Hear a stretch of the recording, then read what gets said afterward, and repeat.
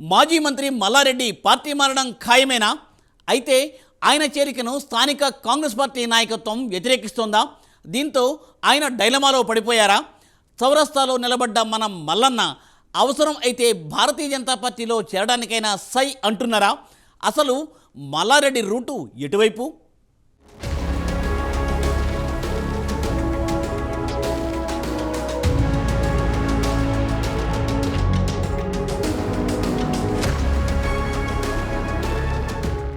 మాజీ మంత్రి మేడ్చల్ ఎమ్మెల్యే చామకూర మల్లారెడ్డి రూటే సపరేటు. బీఆర్ఎస్ అధికారంలో ఉన్నప్పుడు ఆయన చేసిన హల్చల్ మామూలుగా లేదు. పార్టీ మీటింగ్ ఏదైనా సరే తన మాటలతో దడదడలాడించేవారు. ఒక సమయంలో రాష్ట్రంలోని చాలా నియోజకవర్గాల సభలకు మల్లారెడ్డిని ఆహ్వానించేవారు. అంత క్రేజ్ ఆయనది. ఇప్పుడు సీన్ మారింది. మల్లారెడ్డి సైలెంట్ అయ్యారు. ఆయన బీఆర్ఎస్ను వీడేందుకు రెడీ అయ్యారట.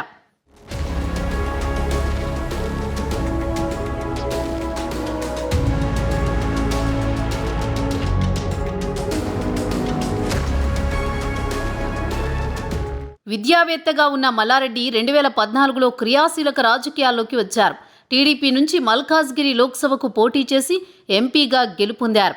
ఇక రాష్ట్రంలో బీఆర్ఎస్ అధికారంలోకి రావడంతో సైకిల్ దిగి కారెక్కారు. మల్లారెడ్డి మల్కాజ్గిరి ఎంపీగా కొనసాగుతూని 2018 అసెంబ్లీ ముందస్తు ఎన్నికల్లో మేడ్చల్ నియోజకవర్గం నుంచి ఎమ్మెల్యేగా పోటీ చేసి విజయం సాధించారు.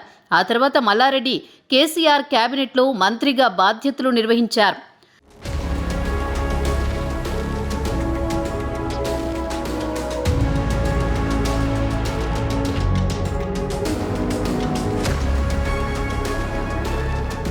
ఇక 2019 లోక్సభ ఎన్నికల్లో తన అల్లుడు మర్రి రాజశేఖర్ రెడ్డిని మల్కాజ్గిరి లోక్సభకు బీఆర్ఎస్ తరపున బరిలో నిలిపారు. కానీ ప్రస్తుత సీఎం రేవంత్ రెడ్డిపై మర్రి రాజశేఖర్ రెడ్డి ఓటమి పాలయ్యారు. ఇక ఇటీవల జరిగిన అసెంబ్లీ ఎన్నికల్లో మేడ్చల్ నియోజకవర్గం నుంచి మల్లారెడ్డి విజయం సాధించగా మల్కాజ్గిరి అసెంబ్లీకి పోటీ చేసిన మర్రి రాజశేఖర్ రెడ్డి ఎమ్మెల్యేగా గెలిచారు. మల్కాజ్గిరి పార్లమెంటు స్థానంలో తన కుమారుడు భద్రారెడ్డిని పోటీ చేయించాలని మల్లారెడ్డి భావించారు. భద్రారెడ్డిని బాగానే ప్రమోట్ చేశారు. మీడియా ప్రతినిధులతో సైతం తన కుమారుడు భద్రారెడ్డికి మల్కాజ్గిరి స్థానం భద్రంగా ఉందంటూ చెప్పుకొచ్చారు. కానీ ఆ తర్వాత జరిగిన రాజకీయ పరిణామాలతో మల్కాజ్గిరి లోక్సభకు పోటీపై వెనక్కి తగ్గారు.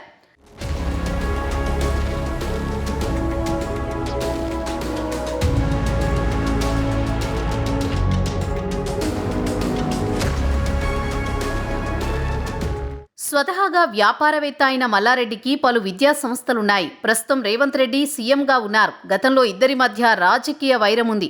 ఇక మల్లారెడ్డి కాలేజీలో అక్రమ నిర్మాణాలపై ప్రభుత్వం ఉక్కుపాదం మోపింది.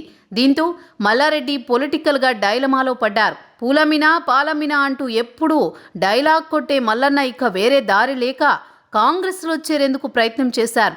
అయితే మల్లారెడ్డిని పార్టీలోకి తీసుకోవడంపై సీఎం రేవంత్ రెడ్డి ఆసక్తిగా లేరనే చర్చ ఉంది.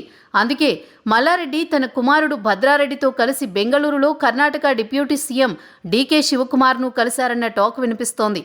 అయితే మల్లారెడ్డి చేరికపై కాంగ్రెస్ హైకమాండ్ నుంచి ఎలాంటి స్పందన రాలేదు.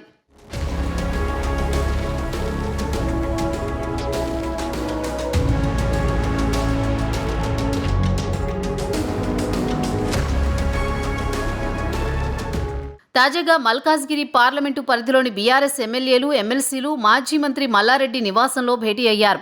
ఈ సమావేశంలో మల్లారెడ్డి ఆసక్తికర వ్యాఖ్యలు చేసినట్టు తెలుస్తోంది. తాను కాంగ్రెస్ లేదా బీజేపీ ఎవరు పిలిచినా వెళ్లేందుకు రెడీగా ఉన్నానని వారితో చెప్పారట. తాను ముందు బిజినెస్ మెన్, ఆ తర్వాతనే పొలిటికల్ లీడర్ను అని మల్లారెడ్డి అన్నట్లుగా బీఆర్ఎస్ వర్గాల్లో చర్చ జరుగుతోంది. ఇక మల్లారెడ్డి అల్లుడు మల్కాజ్గిరి ఎమ్మెల్యే మర్రి రాజశేఖర్ రెడ్డి మాత్రం పార్టీ మార్పు అంశాన్ని వ్యతిరేకిస్తున్నట్లు తెలుస్తోంది.